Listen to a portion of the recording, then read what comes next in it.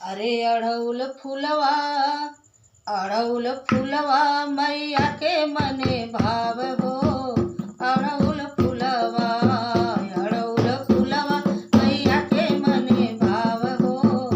अड़हुल फुलवा बेला चमेला मके मन ही न भाव।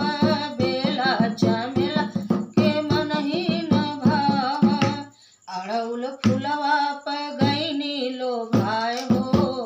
अड़हुल फुलवा मैया के मने भाव हो। अड़हुल फुलवा मैया के मने भाव हो। अड़हुल फुलवा नरियर चुनरी मके मन ही न भाव।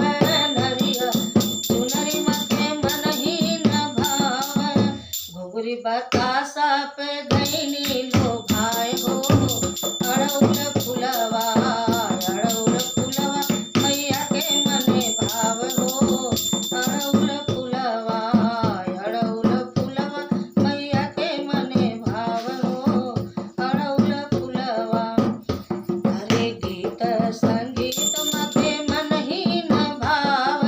गीत संगीत मके मन ही न भाव। सखियन के पचरा पे गईनी लो भाई हो। अड़हुल फुलवा मैया के मने भाव हो। अड़हुल फुलवा मैया के मने भाव हो। अड़हुल फुलवा झिलमिल साड़ी मके मन ही न भाव। झिलमिल साड़ी मके मन ही न भाव।